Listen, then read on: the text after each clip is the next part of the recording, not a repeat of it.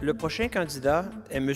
Jean-Michel Robuchon, doctorant en psychologie, recherche et intervention, option psychologie clinique. Le titre de sa thèse est « Comment exercer son autorité, impact de la nature du lien transgression-discipline sur l'obéissance et le processus d'intériorisation des adolescents. » 3, 2, 1, top chrono. Je plaide coupable. J'ai déjà désobéi à mes parents. À ce qui paraît, désobéir quand on est jeune, ça arrive. Mais qu'est-ce qu'un parent peut faire quand son jeune désobéit de manière persistante à une règle? Idéalement, ce serait bien que la prochaine stratégie incite le jeune, 1, à obéir, mais aussi 2, à comprendre l'importance de la règle, de sorte qu'il puisse l'intérioriser et obéir alors, même en l'absence du parent. Mais concrètement, quoi faire?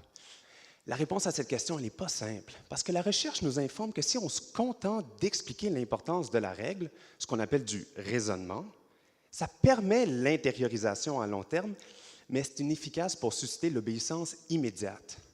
Et malheureusement, si on ajoute au raisonnement une contrainte dérangeante, ce qu'on appelle une punition, mais on obtient l'obéissance, mais on nuit à l'intériorisation, parce que la punition a comme défaut de susciter trop d'émotions négatives, ce qui interfère avec la compréhension de la règle. C'est à cette impasse que je dédie ma thèse, qui cherche à trouver une stratégie suscitant à la fois l'obéissance et l'intériorisation.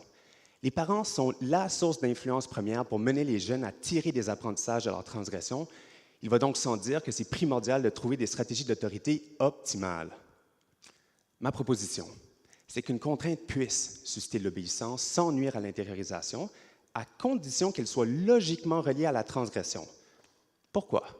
C'est parce qu'on est en train de se rendre compte que lorsqu'une contrainte est logiquement reliée, 1, elle règle naturellement le problème, ce qui suscite l'obéissance, mais aussi 2, elle permet aux jeunes d'expérimenter les impacts liés à son comportement et donc de vivre l'importance de la règle, ce qui devrait susciter moins d'émotions négatives et, somme toute, favoriser l'intériorisation.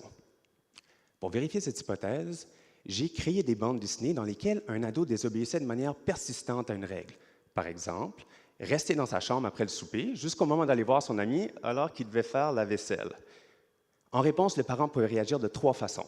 Numéro 1, seulement donner un raisonnement.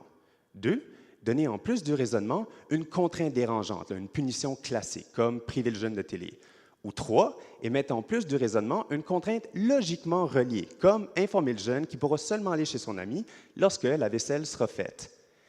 Des ados ont lu ces bandes dessinées et ont évalué à quel point chaque scénario les inciterait à obéir et à intérioriser. Et les résultats sont fascinants.